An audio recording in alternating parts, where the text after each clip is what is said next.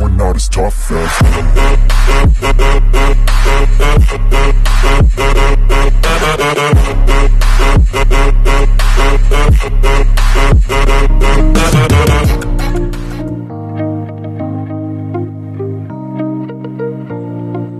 Mega love shoutout po mga ka-Wells lovers ni Wells TV Mix Vlog.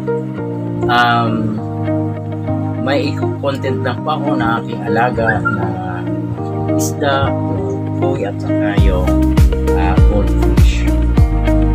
Alam mo kung bakit ako nag-alaga ng isda since 2013 pa. May alaga na talaga ng isda na yan. May mga pangalan nila dati, Ote, Nemo, si Rangers. Yan po yung aking mga alaga dito dati na mga isda. Pero hindi po kasi talaga pang habang buhay sila mga kasama natin kahit na nasa tubig sila. May mga ano po talaga na sila po ay yun, kukunin sa atin o pang-alam. Namamatay po yung ibang isda po dahil sa tagal na po nila. Kasi yung si Otik dati 2013 po na alaga yun, nagpapaalam sa akin mga 2016 yata yung nagpapaalam. Hindi pala 2014 po nabili si Otik, tapos 2016 siya namamaalam. So 2 years lang nahigit ang ano niya, ang buhay niya. Nagpanibago na naman ako ng alaga dahil nga namamahalan sila sa akin. Si Mimo naman, ayan, nabili ko rin yun. May isang taon din mahigit siya yun, kaya sobrang saya din namin niya kasi ang kulay nila orange na may halong black po. Yan, makaka talaga, tas may puti pa, agaw eksina po talaga si Mimo. Yan, nakapaganda ang kulay niya. So ayun, marami na akong isda na binitawan dito sa aking aquarium. Dahil pag tuwing ako'y galing sa work, pag halimbawa nakikita mo sila na parang ang malaya sila nakakalangoy, malaya sila nakakahinga sa ilalim ng aquarium nila, sa tubig nila. Kaya masasabi ko talaga na nakakatanggal ko talaga ng stress ko yung isda. Kasi ano po yan, kumbaga positive vibes po kasi ang mga isda na yan. Hindi mo sila maririnig na nagreklamo. Ang tanging maririnig na lang yung nagapak ng mga pakpak nila pagaling mga palitpit nila dahil ay sila po ay nagpupulong. So ito papakita po sa inyo ang aking alaga. Ito naman si Otip number 2. Medyo maliit pa to dati, ngayon talagang lumaki talaga siya. Para bang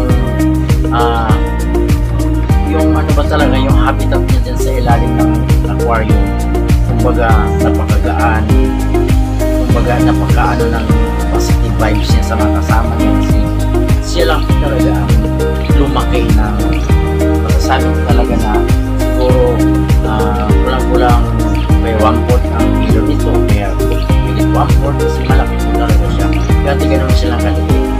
So ipapakita ko sa inyo kasi ang alaga namin is 4 na lang din natira. Kasi namamaalam last year kasi sobrang katandaan na rin sila kasi lumuluwa na po kasi ang mata nila. Kaya pag ganun sinyalis daw po pag ang alaga ninyo ng isda, pag may lumuluwa na yung mata konti o nagpuputi na, yan po ang palatandaan na medyo matanda na yung isda.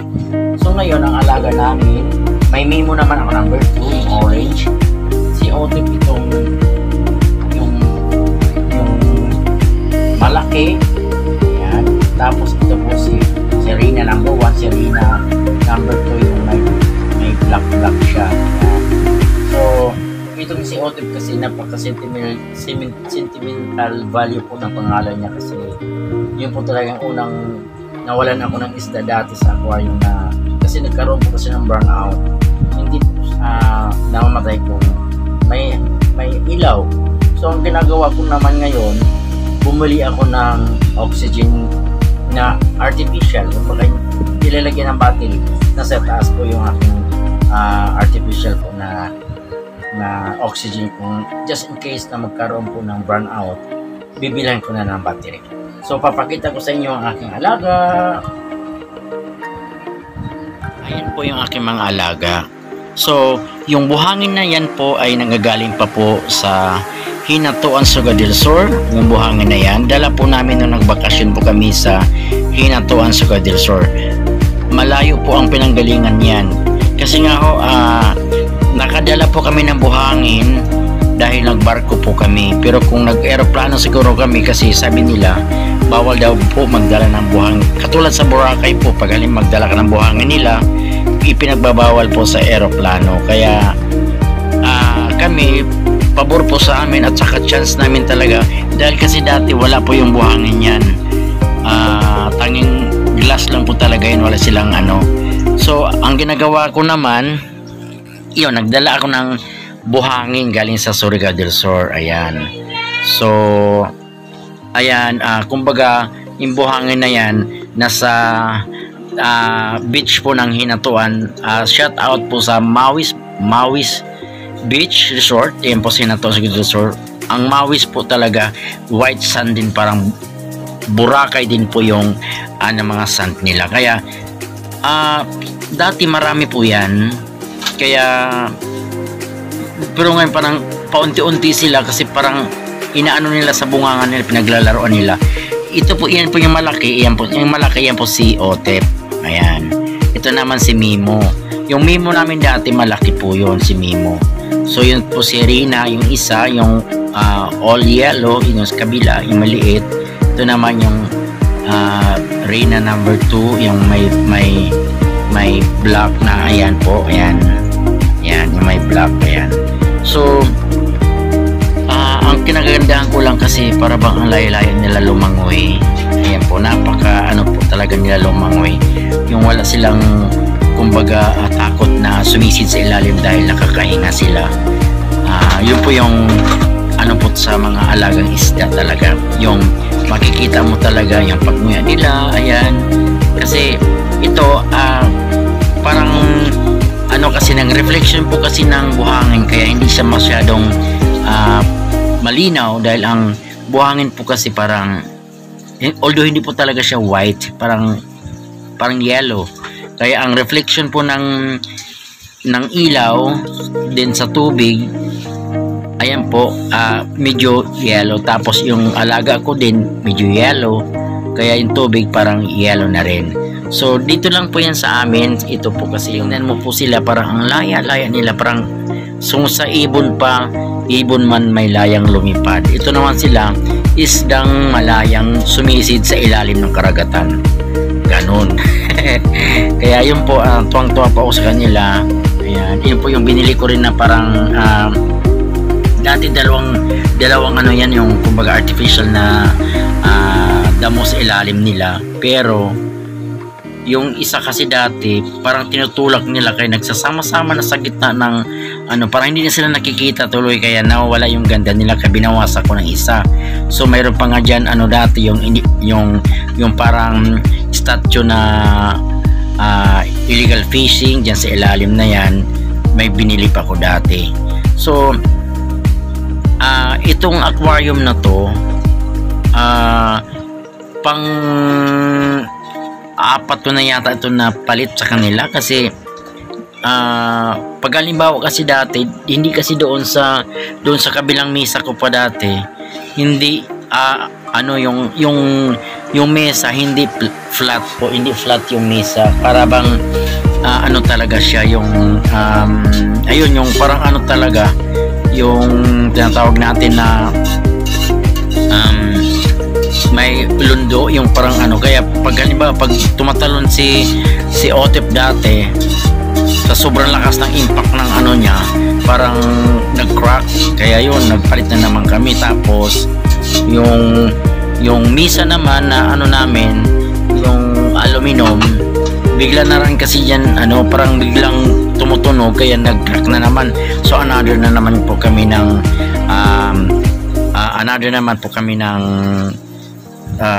aquarium bili. Kaya the last time na napagbili ko, nagpagawa na ako ng mesa ito.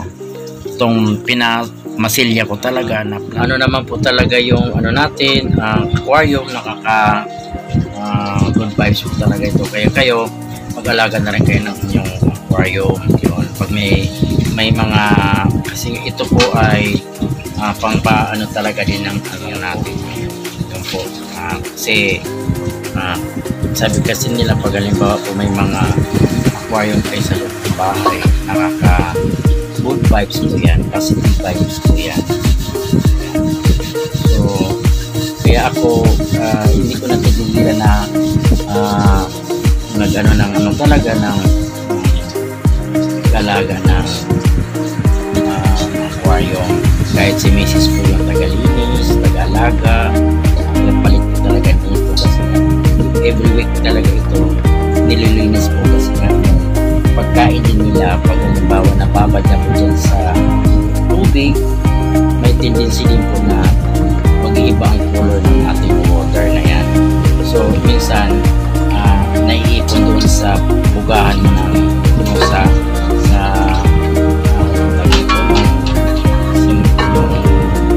oxygen dyan po, kumaano po yung pag napuno na po kasi yung oxygen na yan, hindi na siya makabuga ng maayos. Kaya hindi talaga pwedeng hindi mo sa linisin.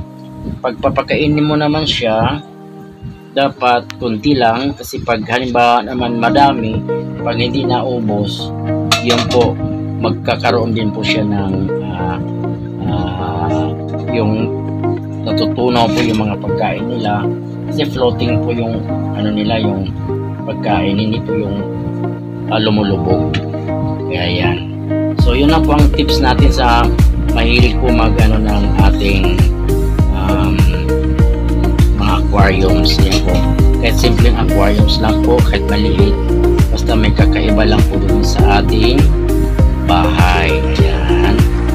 Ayan. Salamat po sa lahat po talaga ng ating mga mahilig po sa mga isda, ganun. Ako kasi hindi lang isda, may alagang pusa din kami na si Lino.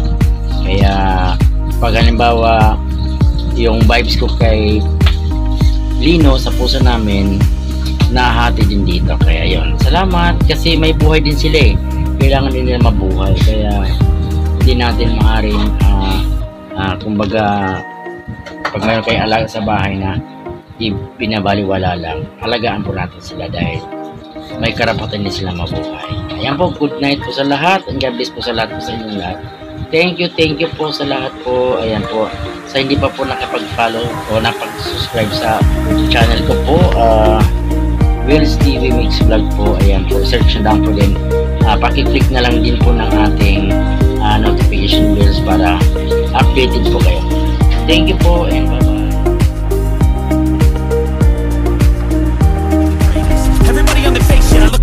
Everybody is the fakest. I make this every day and I'm impatient, hoping one day I blow up from the basement. Statement, the top is so vacant, I don't hear shit.